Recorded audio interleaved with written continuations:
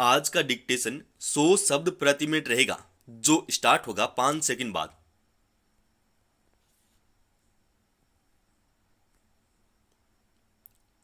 Start.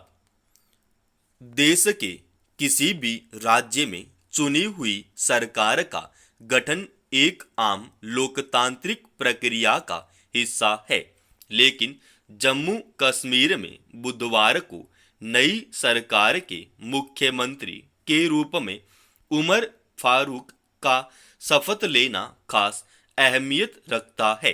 Jammu Kashmir में लंबे समय से आतंकवाद और राजनीतिक अस्थिरता का दौर हावी हो रहा है और बीते कई वर्षों से विधानसभा चुनाव नहीं होने को एक तरह से लोकतंत्र की सहजता में बाधक माना जा रहा था।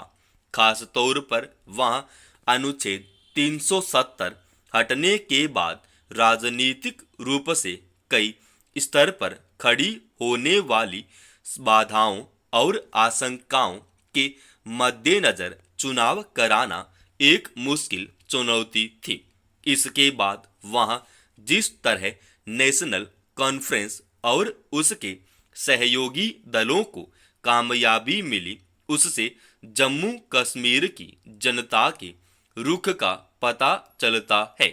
इसलिए वहां अब अगर नेशनल कॉन्फ्रेंस के नेता उमर फारूक ने बतौर मुख्यमंत्री शपथ ली है, तो उनके सामने मुख्य चुनौती यही होगी कि उनके नेतृत्व वाली सरकार वहां की जनता की अपेक्षाओं को पूरा करने के लिए कितना और क्या कर पाती है। गौरतलब है कि जम्मू कश्मीर में इस बार विधानसभा चुनावों के दौरान देश की लोकतांत्रिक प्रक्रिया के अमूमन सभी सकारात्मक पहलुओं की मौजूदगी रही। उम्मीद के मुकाबले बहुत ज्यादा लोगों ने घरों से निकलकर वोट डाला और एक तरह से उन्होंने यह साफ कर दिया कि जम्मू कश्मीर के बारे में भले ही कुछ मामलों को आधार बनाकर नकारात्मक धारणाओं का प्रचार किया जाता हो, लेकिन वहां के आम लोग दरअसल देश की लोकतांत्रिक प्रक्रिया में भागीदारी करते हुए सहज रहते हैं और उत्साह से इसमें हिस्सा लेते हैं। करीब 10 वर्ष बाद हुए चुनावों में भारी पैमाने पर लोगों ने बढ़ चढ़कर मतदान किया और इसका ऊंचा स्तर जम्मू कश्मीर में राजनीतिक लिहाज से काफी बेहतर और संतोषजनक रहा। यह सच है कि वहां के साधारण लोगों ने इस बार अलगाववादी तत्वों की ओर से खड़ी चुनौतियों और तमाम जोखिम के बीच देश के लोकतंत्र को चुना और उसी मुताबिक उन्होंने अपने और जम्मू कश्मीर के भविष्य को एक नई राह दी है।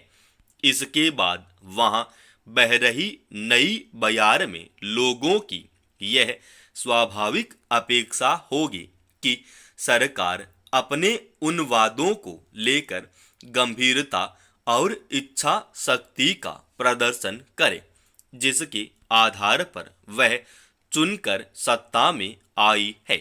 हालांकि जम्मू कश्मीर में अनुच्छेद 370 खत्म होने और उसके केंद्र शासित प्रदेश होने की वजह से नई विधानसभा और मुख्यमंत्री के पास देश के अन्य राज्यों की तरह शक्तियां नहीं है। इसलिए उपराज्यपाल के साथ अधिकार संबंधी विवाद या टकराव की आशंका खड़ी हो सकती है। इस लिहाज से देखें तो स्वाभाविक ही जम्मू कश्मीर को राज्य का दर्जा दिलाने का सवाल कई राजनीतिक दलों के लिए प्राथमिकता सूची में शायद सबसे ऊपर होगा। वहां कई राजनीतिक दल और उनके नेता राज्य का दर्जा दिलाने के मसले पर स्पष्ट देखे गए हैं। अब वहां एक चुनी हुई सरकार काम करेगी और इस बात की संभावना है कि आने वाले समय में जम्मू कश्मीर को राज्य का दर्जा दिलाने के प्रयास रफ्तार पकड़े। इसके अलावा हाल के वर्षों में वहां आतंकवादी घटनाओं में जिस तरह की तेजी आई है, सुरक्षा बलों, प्रवासी मजदूरों के साथ साथ स्थानीय लोगों के खिलाफ भी लक्षित आतंकी हमलों में इजाफा हुआ है, उस पर काबू पाने को लेकर केंद्र शासित प्रदेश में परिभाषित अधिकारों की स्थिति में नई सरकार किस रणनीति पर काम करती है, यह देखने की बात होगी। इससे बड़ी विडंबना क्या होगी कि बिहार में कानूनी रूप से शराबबंदी है, फिर भी लोग शराब पीकर मर रहे हैं। राज्य में एक बार फिर में जहरीली शराब पीने से कई लोगों की मौत से यह सवाल उठ रहा है कि आमजनों तक शराब पहुंचती कैसे है और जो लोग चोरी छिपे शराब का कारोबार करते हैं उन पर आबकारी विभाग शिकंजा क्यों नहीं कसता। अप्रैल 2016 में राज्य में शराब निर्माण, परिवहन, बिक्री और खपत पर पूरी तरह रोक लगा दी गई थी।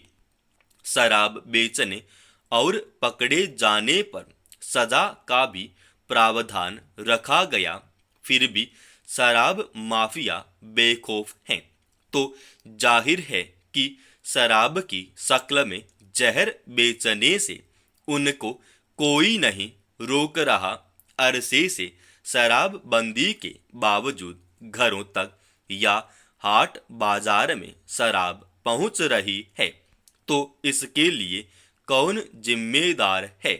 गौरतलब है कि सीवान और सारण जिले के कई गांवों में शराब पीने से 26 से अधिक लोगों की मौत के बाद मातम पसरा है। कई लोगों का अस्पतालों में उपचार चल रहा है, कुछ की आंखों की रोशनी चली गई और 40 से ज्यादा लोगों की हालत गंभीर है। सवाल है कि कुछ गिरफ्तारियों का दावा कर क्या पुलिस और जिला प्रशासन अपने दायित्व से मुक्त हो सकता है। जहरीली शराब से मौत का तांडव 2 दिन पहले शुरू हुआ, जब हाट से लोगों ने शराब खरीद कर पी।